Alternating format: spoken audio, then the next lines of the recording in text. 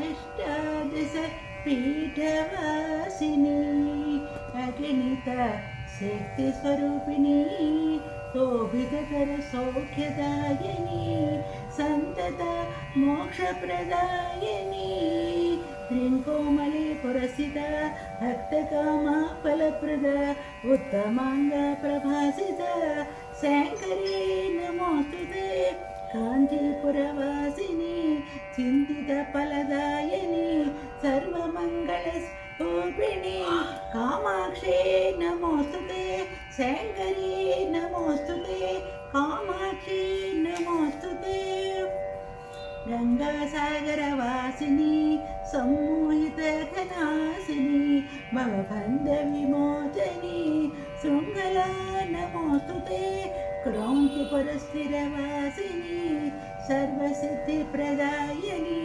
भक्तवृन्दपरितोषिणी चामुण्डी नमोस्तुते शृङ्खला नमोस्तुते चामुण्डी नमोस्तुते फलंपुरी स्थिता माता कोटिसूर्यसमप्रभा रौद्रतीक्ष्णलोचना जोगुलाम्बा नमोस्तुते श्रीशैले स्थिरपूजिता करुणारसवीक्षिता शुभकरसम्पत्प्रदाता भ्रमराम्बा नमोस्तुते जोगुलाम्बा नमोस्तुते भ्रमराम्बा नमोस्तुते करवीरा पुरस्थिता पुरुषार्थ फलप्रदा सम्पूर्णामृतवर्षिणी महालक्ष्मी नमोस्तुते माहुग्रम गृहस्थिता महावीरा विख्याता महाशक्ति संशोभिता एकवीरा नमोस्तुते महालक्ष्मी नमोस्तुते एकवीरा नमोस्तुते उज्जयिनी पुरवासिनी क्षिप्रातीरप्रकाशिनी वाञ्छितार्थफलदायिनी महाकाली नमोस्तुते पीठिका पुरस्थिता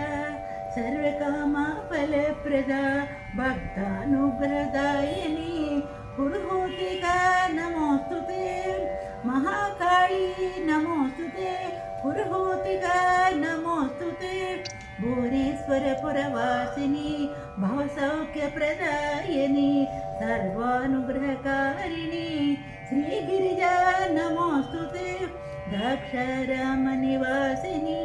भक्षमोक्षप्रदायिनी शङ्करगुरुवरसेविता माणिक्याम्बा नमोस्तुते श्रीगिरिजा नमोस्तुते माणिक्याम्बा नमोस्तुते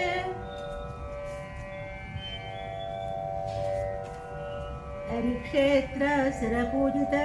प्रतिमासारिदर्शिता योनिमुद्रा सन्नुता कामरूपे नमोस्तुते त्रिवेणी संगमतीरे प्रयागपट्टणवासिनी मङ्गलकरवरप्रदायिनी माधवेश्वरी नमोस्तुते कामरूपे नमोस्तुते माधवेश्वरी नमोस्तुते हिमत्पर्वतवासिनी ज्वालामुखविलासिनी भक्तज्ञानप्रदायिनी श्रीवैष्णवी नमोस्तुते जया पुण्यदेशस्थिता मङ्गलकरसंशोभिता अक्षयकरवरदायिनी मङ्गलगौरी नमोस्तुते श्रीवैष्णवी नमोस्तुते मङ्गलगौरी नमोस्तुते वारणासी पुरवासिनी अन्नपूर्णवरदायिनी आश्रितजनपरितोषिणी विशालाक्षी नमोस्तुते काश्मीराचलवासिनी शुद्धज्ञानप्रदायिनी भक्तिमुक्तिफलदायिनी सरस्वती नमोस्तुते